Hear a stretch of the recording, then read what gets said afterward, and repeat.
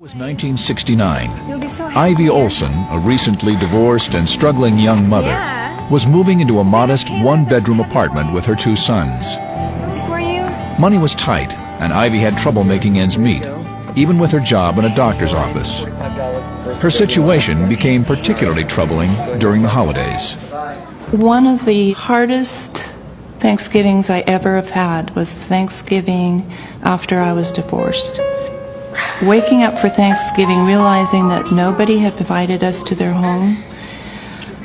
The only food we had in the home were 3 hot dogs, and it was an overwhelming feeling of what have I gotten into, and how am I going to get out of this? I was down. I really felt despair.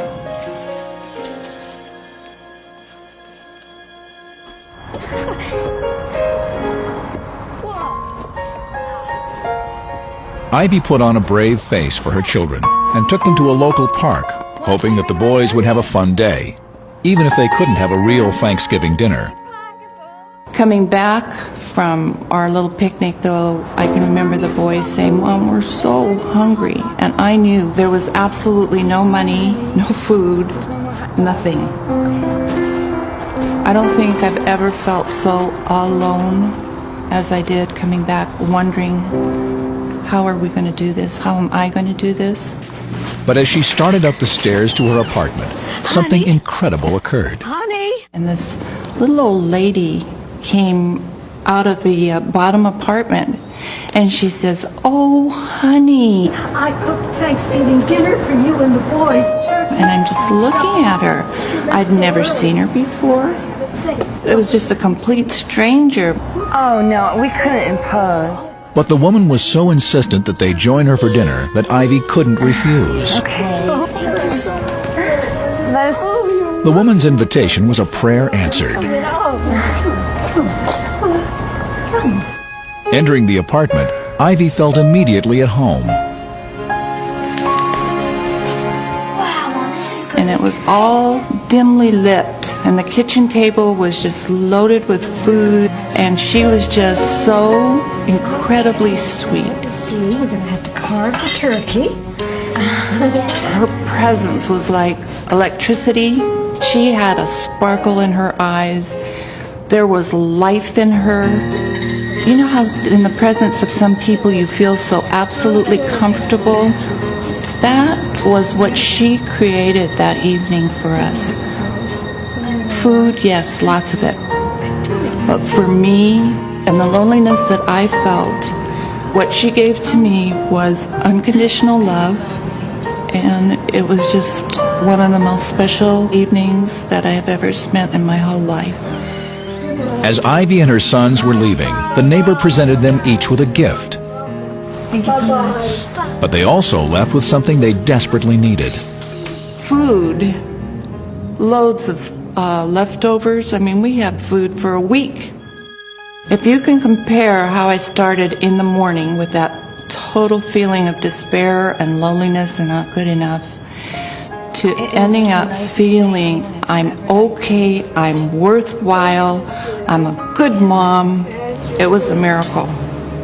The unexpected act of kindness had given her a new lease on life. But the next day, Ivy was in for an even bigger surprise. This Thanksgiving was not just a random act of kindness by a thoughtful neighbor. I got all my containers to take them down to my new friend, and went down there and knocked on the door, and there was no answer. And I looked through the windows, and the place was absolutely dark and not one piece of furniture in there. I mean, even today I get goosebumps when I think back on just seeing that empty apartment. And it was like, whoa, something's going on here. Shocked and confused, Ivy immediately contacted the apartment manager. Yeah, what can I do for you? And I go, where's the little old lady that was in that apartment? 15's been vacant for 10, 12 weeks now. And I said to him, no, you don't understand. I had dinner there last night, Thanksgiving dinner. And he gave me this weird look, like maybe I should be in an institution or a hospital. Ivy, are you feeling okay? And I can remember just looking at him, absolutely knowing that a miracle had happened in my life. And I just thanked him, turned around, and walked up those steps to my apartment. Oh, honey, I cooked Thanksgiving dinner for you and the boys, but... As she returned to her home, Ivy began going over the events of the previous evening in her mind. And suddenly she realized the woman had known personal things about her that she couldn't possibly have known, like her favorite food. Potato salad? And the fact that she worked in a doctor's office. Do you like your job at the doctor's office? Yeah. How'd you know? Oh, I just know. I often wonder why I didn't pick up at the actual dinner that this was an angel. Well, we're gonna have some good food. I think one of the most important things about my dinner with an angel is that out of my 57 years of living on this earth, that 1.5 hours of being loved unconditional has changed my life so drastically. Can you imagine what it would be like if us earth angels gave some of that unconditional love away? It can make a total difference. Thank you so much.